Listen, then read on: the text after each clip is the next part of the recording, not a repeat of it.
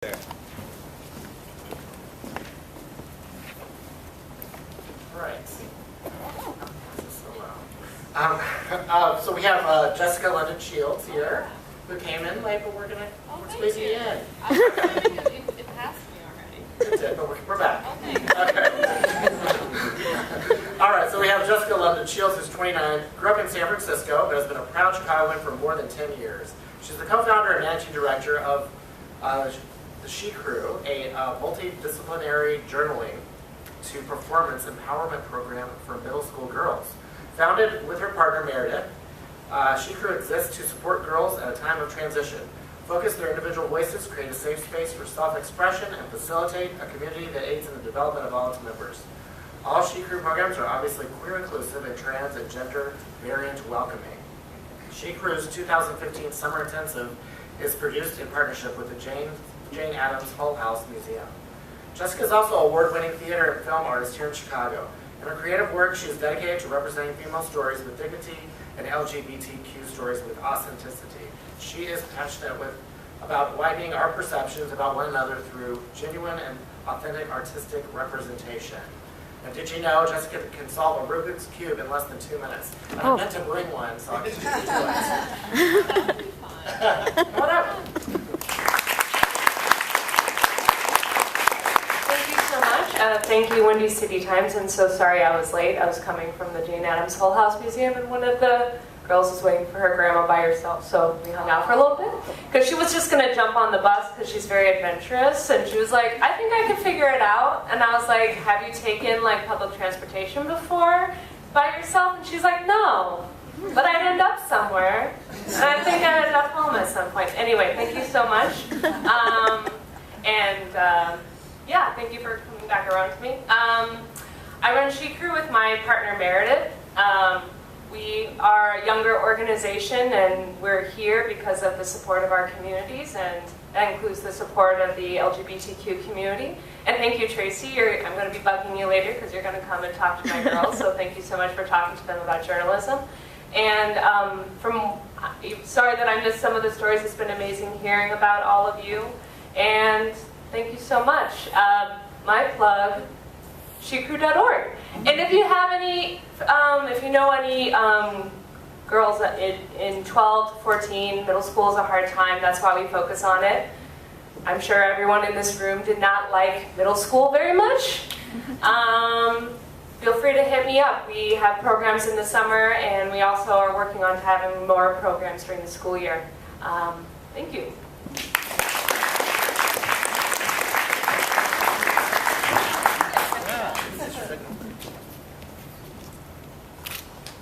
One more. So if you are counting, you may have noticed that Jessica London Shields represented the 30th. However, there is one more certificate I want to give out. This is our special teen mention, and it is going to Jeffrey Leon. He is a future LGBTQ activist. Jeffrey is an 18-year-old transgender, female to male, Latino, senior at, is it Uno or Uno? Uno? Uno, I knew that. It's been a long show, people. Uno Charter School Network, Major Hector P. Garcia High School. Jeffrey, who began his transition earlier this academic year, is the current president of the school's Pride Club, where membership has tripled under his leadership to include both LGBTQIA identified students and allies. Jeffrey was one of the speakers from the Trans Male Latino panel for United Latino Pride recently. The purpose of this panel was to shed light on the barriers that trans Latino men face regarding society, family, culture, and oneself. Jeffrey feels it's important that we, as a community, come together and understand where we stand on issues and stigma. While considering colleges, Jeffrey hopes to pursue a career in LGBT mental health with a focus on the Latino community. And did you know that Jeffrey loves organizing to the point that when he gets bored, he makes a mess so he can reorganize it again. Okay, Jeffrey Leon, I got nothing to add to that.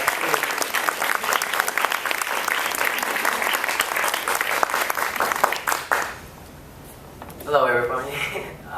So first, I would like to say thank you to one of my school director, Mr. Rock, and my most two supportive people that I know is my teacher, Miss Allen, and my girlfriend, Anna Karen.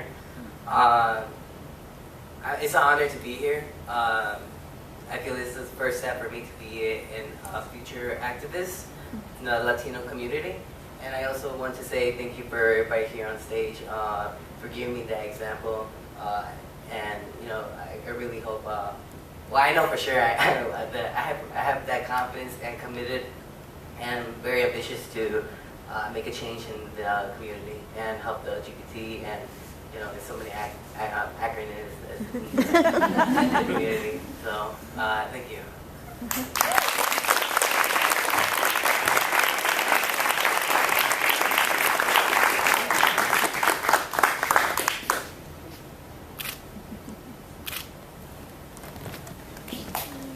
All right, and now we have the person that brought this vision to life, Ms. Tracy Baines. She'd like to say Where is Andrew Davis? Did he sneak out? Is Andrew here? Andrew! he's right there. Come here. He's all the way back in the booth. Oh, Booth. Yeah, he's back there. That's our managing editor, Andrew Davis. Mr. Shy.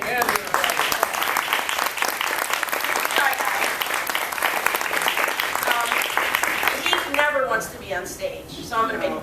I just, when Andrew became managing editor, I think it's been about 10 years ago of Windy City Times. 7, okay.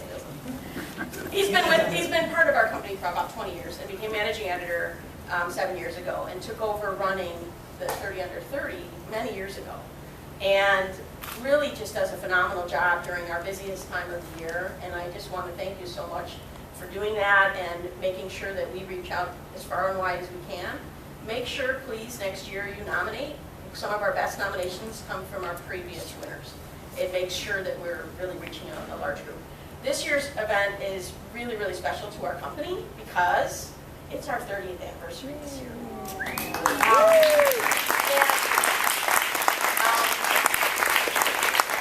I was 22 years old when I co-founded Windy City Times newspaper in 1985.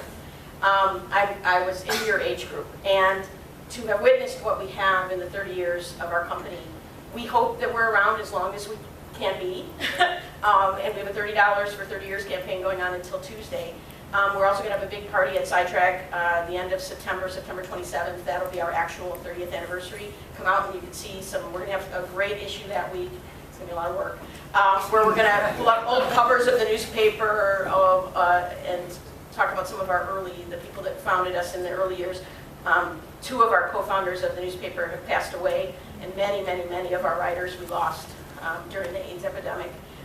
To see where our community is now, some 30 years later, is really incredible. Is it Paige that gave that amazing? Is that your name, Paige? Paige, in honor of you, if there are still armed guards at the center next year at this time, we will not have this event here. It is wrong to have armed guards in our community centers.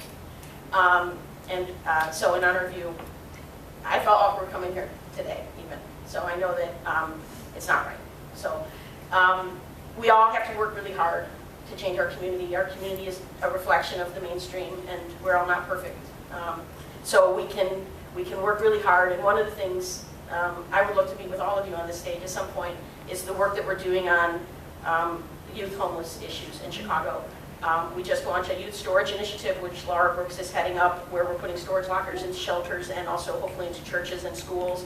We're doing a whole lot of work that I don't want to waste people's time with here, but anybody that's interested in engaging on that, we've got several big projects this year, including a community-wide sleep out that will happen with every single youth organization being able to use it as a benefit, just like AIDS Walk works for every single AIDS organization.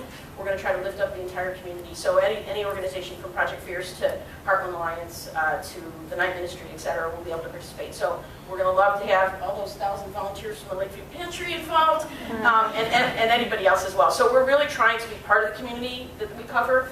We're a very small team that works really, really hard, and thank you to Kirk and Jerry for being our officiants. And now we're going to do a big group post photo for here. Only the folks that actually got awards, let's have, and so I think there was just one accepting for somebody. So let's do a big group photo. Not to point you out. It always confuses us. Every year we're like, who was that person that was in?